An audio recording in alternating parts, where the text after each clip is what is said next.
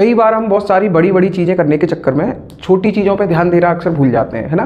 तो आज का जो हमारा वीडियो होने वाला है, मैं उसमें इसी एक छोटी सी चीज़ पे बात करने वाला हूँ, और हो सकता है कुछ को पता हो, कुछ को ना पता हो। तो जिनको नहीं पता है उनके लिए काफ़ी काम का और प्रोडक्टिव चीज़ होने वाला है, ठीक है।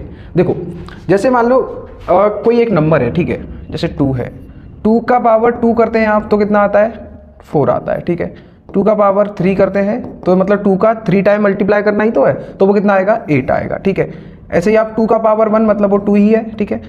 आपने कभी देखा होगा कि हम ऐसे लिख देते हैं 2⁻0 जो है वो 1 आता है, ठीक है। तो आज हम इसी चीज़ पे बात करने वाले हैं कि किसी की पावर 0 हो तो वो 1 कैसे हो जाता है, ठीक है।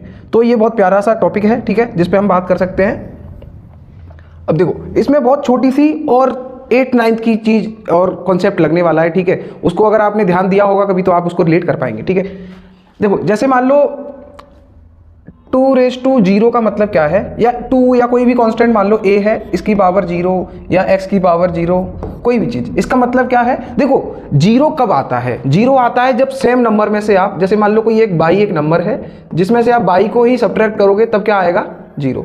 मतलब सेम नंबर में से उस, मतलब कोई भी नंबर है उसमें से उसी को अगर सब्ट्रैक्ट किया जाए तो हमें जो मिलता है आंसर वो मिलता है 0, ठीक है। ठीक ऐसे ही अगर एक बात बताओ, जैसे मैं इसको बाई माइनस बाई को क्या लिख सकता हूँ, 0। ऐसे अगर मान लो यहाँ पे बाई की वैल्यू अगर 1 होती या 2 होती तो यहाँ 2 - 2 करता मैं, तो 2 - 2 कितना आता, 0 आता, ठीक है। ये बात क्लियर है। ऐसे ही अगर बाई की वैल्यू बाई चांस मान लो मैं 1 रखता, तो 1 रखता तो ये कितना होता, 1 - 1 मतलब 0, ठीक है।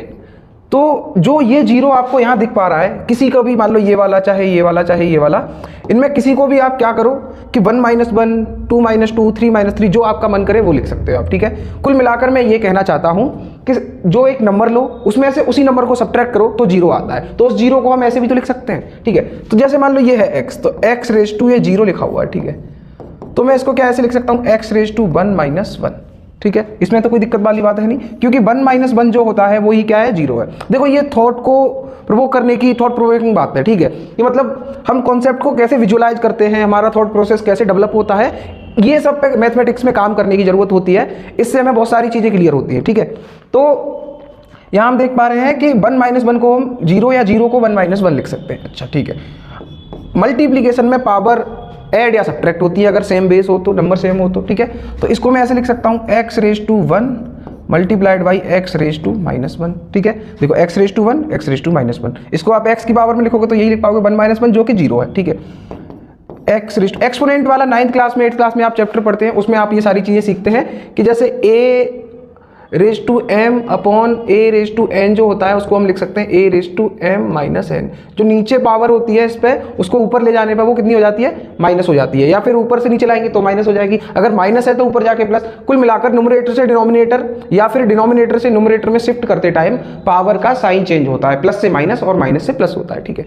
तो जैसे ये x⁻² कितना है, -1, इसको अगर मैं नीचे लेके आऊँगा पावर को तो ये x⁻² + 1 हो जाएगा, यहाँ भी x⁻² + 1 है, तो ये x⁻1 अपॉन x⁻1, तो ये कितना हो जाएगा, ये दोनों कैंसिल हो गए, इससे ये 1 टाइम ही तो कैंसिल हो सकता है, ऐसे समझो आप। तो 1 टाइम कैंसिल होगा तो कितना आ जाएगा, 1। तो आप समझ पाए ना इस बात को कि x⁻0 की वैल्यू 1 कैसे बनी। आप कहोगे आपने वेरिएबल लेके समझा दिया, अच्छी बात है, एक कांस्टेंट लेके भी समझाओ तो और थोड़ा अच्छा लगे हमें, ठीक है। तो चलो समझते हैं। लेट्स से यही ऊपर लिया हुआ है 2 की पावर 0, ठीक है। इसको आप लिख सकते हो 2 की पावर 2 - 2 या 1 - 1 कुछ भी लिख लो। मान लो आपने 2 - 2 लिख दिया इसको, ठीक है। तो वही 2⁻2 इंटू 2⁻−2 लिख सकते हैं इसको, क्यों, क्योंकि मल्टीप्लीकेशन में पावर ऐड या सब्ट्रैक्ट होते हैं, ठीक है।